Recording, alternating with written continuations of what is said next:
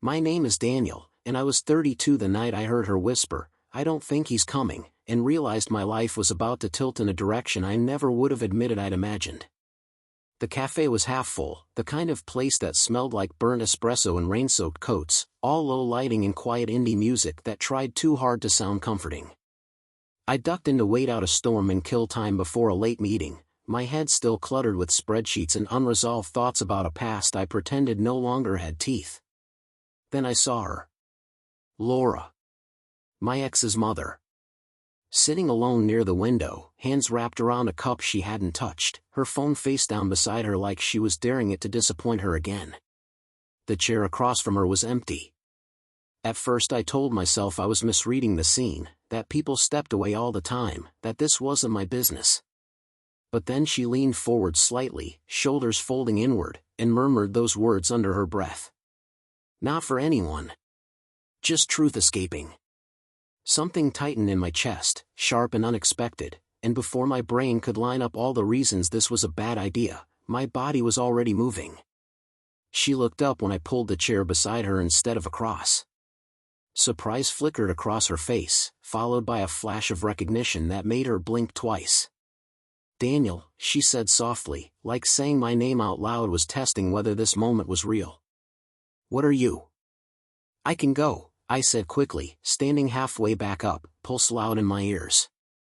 I saw you were alone." Her lips parted, then curved into a tired smile that didn't quite reach her eyes. "He canceled," she said, gesturing vaguely to the empty chair. "Texted 5 minutes ago. Work emergency." Apparently, those always happen at the most convenient times. She shrugged, but I saw the way her fingers tightened around her cup, knuckles paling.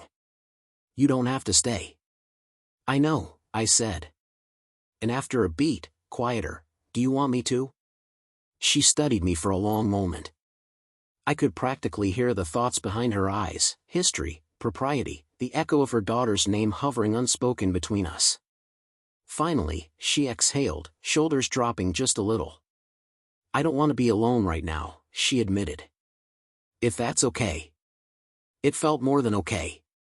It felt like something settling into place. We started with harmless conversation. The rain streaking down the window. How blind dates were marketed as exciting when they mostly just felt like emotional auditions. She laughed at one of my comments, a real laugh this time, and the sound caught me off guard. I'd heard that laugh years ago in kitchens and living rooms, usually directed at someone else. Hearing it now, aimed at me, made my stomach flip. Up close, I noticed things I never had before. The faint lines at the corners of her eyes that spoke more of worry than age. The floral hint of her perfume, subtle and warm. The way she listened, really listened, tilting her head, holding eye contact like my words mattered. "Still working downtown?" she asked, stirring her tea though the spoon clinked against empty porcelain. "Yeah."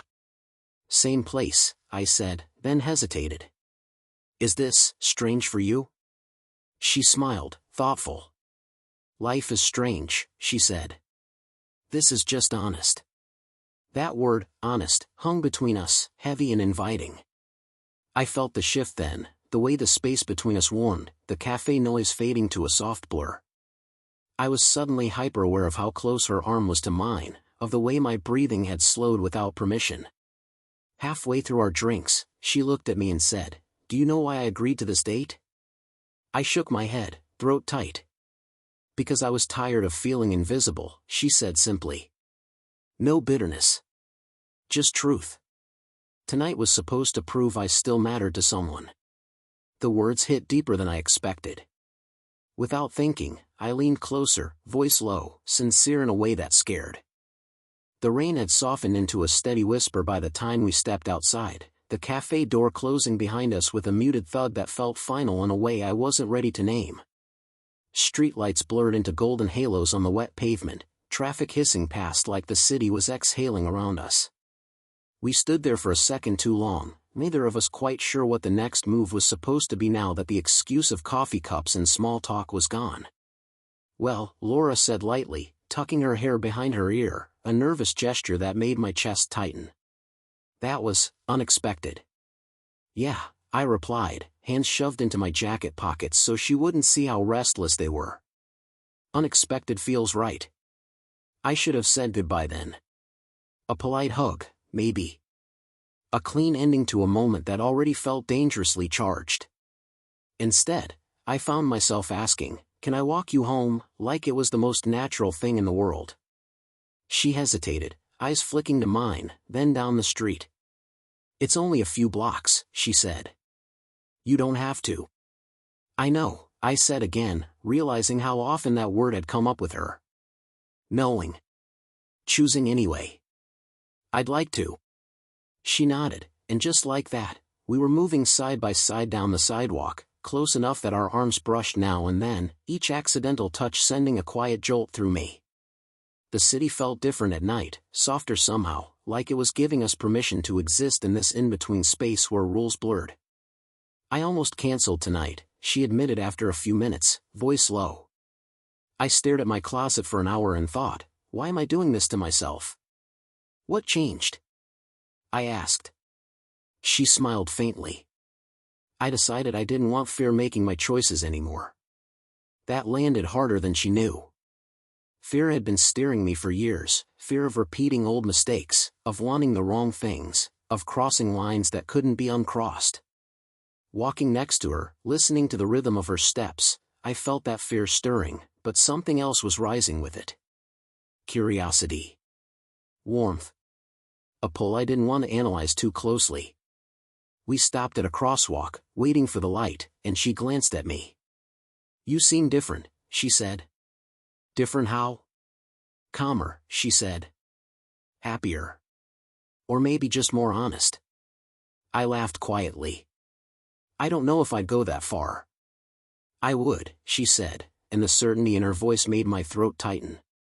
When we reached her building, an old brick place with balconies that overlooked the street, she slowed, then stopped. The moment stretched again, thick with things unsaid. I noticed the way her shoulders rose with a breath she didn't quite release, the way her fingers fidgeted with the strap of her bag. "Do you want to come up?" she asked, then quickly added, "Just for a minute. I don't really feel like being alone tonight." The invitation was gentle, careful, but the weight of it pressed against my ribs. I thought of my ex, her daughter, and the complicated web of history that would never fully disappear.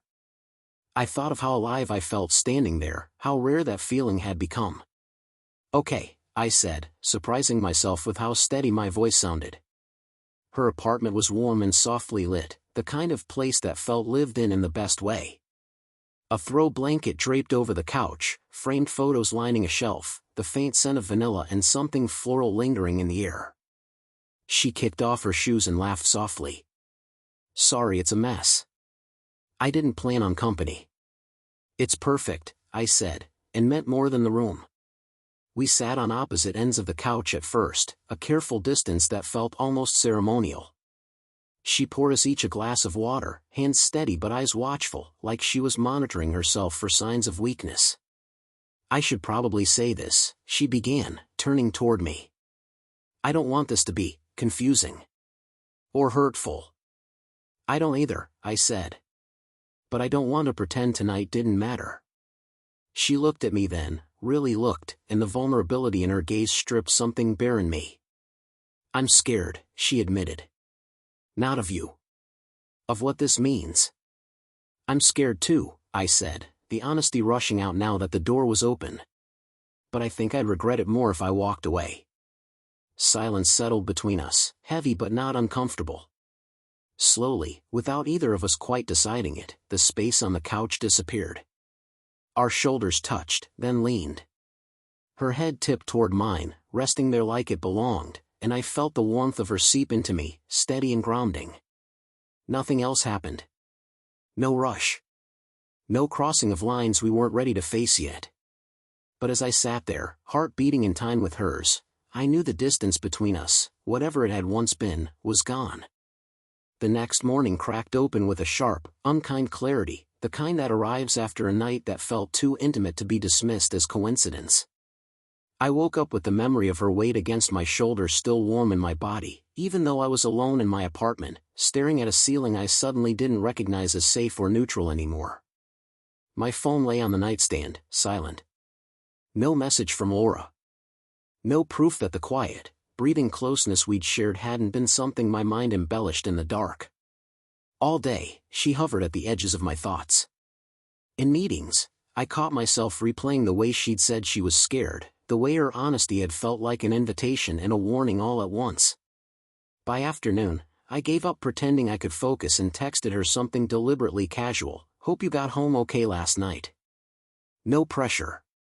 No subtext I could be accused of later.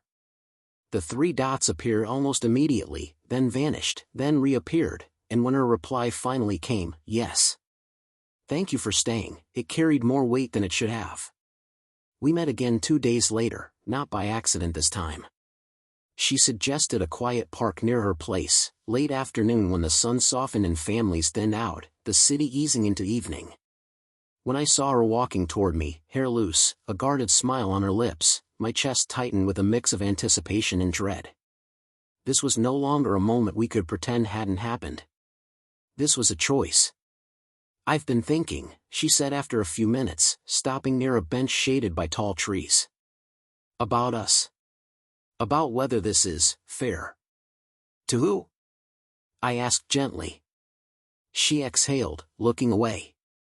"To you. To my daughter. To myself." The name sat between us without being spoken, heavy and unavoidable.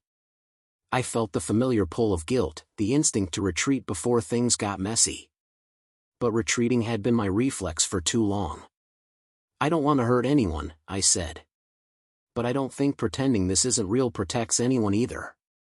She studied my face, searching for something, certainty, maybe, or recklessness. "I spent years doing what was expected of me," she said quietly. "Being careful. Being appropriate. And I ended up invisible anyway." The admission landed like a confession. I reached for her hand without thinking, fingers brushing first, giving her time to pull away. She didn't. Instead, her grip tightened, grounding me, grounding herself. We talked then, really talked, about the past we shared indirectly, about her divorce and the way it had hollowed out her sense of self, about my breakup with her daughter and the guilt I still carried like a bruise I kept pressing. There were tears she didn't wipe away immediately, pauses where neither of us rushed to fill the silence. It wasn't dramatic. It was honest in a way that made my throat ache. "I don't want to hide," she said eventually. "But I don't want to rush into something just because it feels good." "I don't either," I said. "I just don't want fear to decide for us." She smiled at that, a sad, hopeful curve of her lips. "You sound like me." We sat there until the sun dipped lower, the park glowing gold, the world continuing around us like this moment wasn't quietly rewriting the rules of my life. When she leaned in and rested her forehead against mine, it felt like a question and an answer at the same time. "Whatever this is," she murmured, "it has to be slow. Careful." "Slow sounds good," I said. "Careful doesn't have to mean closed." Her laugh was soft, relieved. She kissed my cheek then, nothing more, nothing less, and the restraint of it carried more intimacy than anything rushed ever could. Later that night, alone again, I sat with the unease and the warmth tangled together in my chest. This wasn't a clean story. It wasn't simple or convenient. But for the first time in a long while, I wasn't trying to outrun the complexity. I was standing inside it, choosing to see what might grow if I stayed. I found out the hard way that courage isn't loud. It doesn't announce itself or sweep in with certainty. Sometimes it shows up quietly, disguised as a knock on your door when you're not sure you're ready to answer it. It was a week later when Laura called me, her voice steadier than I expected but threaded with something urgent underneath. "Can you come over?" she asked. "I don't want to do this alone." She didn't explain what this was, but I didn't ask. I grabbed my jacket and went, heart thudding with the sense that whatever waited on the other side of that door would change things for good. Her apartment looked the same, but she didn't. She was standing near the window, arms folded loosely, gaze fixed on the street below like she was bracing herself. When she turned to me, I saw it in her eyes, resolve mixed with fear, the kind that only comes after a difficult decision has already been made. "I told her," she said simply. My breath caught. Your daughter? She nodded. I didn't give details. I didn't need to. I just said I've been seeing someone, that it wasn't casual, and that I wanted to be honest before it went any further. She let out a shaky breath. She was surprised. She was guarded. But she didn't yell. She didn't shut me out. Relief rushed through me so fast my knees almost weakened. And you? I asked. Are you okay? Laura smiled, small but real. I think I am. Terrified. But lighter. We sat down together, closer this time, no careful distance pretending to be restraint. The weight of secrecy had lifted, and in its place was something fragile and bright. She reached for my hand, intertwining our fingers with a quiet confidence that made my chest ache. I didn't do this to rush us, she said. I did it because I didn't want fear shaping my life anymore. Not again. I turned toward her fully then, heart racing. I need you to know something, I said, voice rough. If this ever feels like too much, if the complications outweigh the joy, I won't hold it against you. I don't want to be another obligation. She studied my face, eyes shining. You're not, she said. You're a choice. And I don't make those lightly. The words settled between us, deep and steady. Without planning it, without drama, I leaned in. She met me halfway, her hand sliding up to rest against my jaw, thumb warm against my skin. The kiss was soft, unhurried, full of everything we'd held back until now, fear, hope, longing, trust. When we pulled apart, our foreheads rested together, breaths mingling. This doesn't have to be perfect, she whispered. Just real. Real is all I want, I said. We talked late into the evening, about ordinary things and future possibilities, about boundaries and patience and how we'd take this one step at a time. There was no grand plan, no promises made under pressure. Just an understanding, quietly formed, that whatever came next would be faced together. When I finally stood to leave, she walked me to the door, fingers lingering in mine like she wasn't quite ready to let go. Thank you, she said softly. For sitting next to me that night. For not walking away. I smiled, warmth spreading through me. Thank you for letting me stay. Outside, the city hummed on, unaware of the shift that had taken place in one small apartment above it. As I walked home, the night air cool against my skin, I felt something settle in my chest, a sense of rightness I hadn't known I'd been searching for. Sometimes the unthinkable isn't reckless or wrong. Sometimes it's just the brave choice to sit down, stay present, and let something honest begin.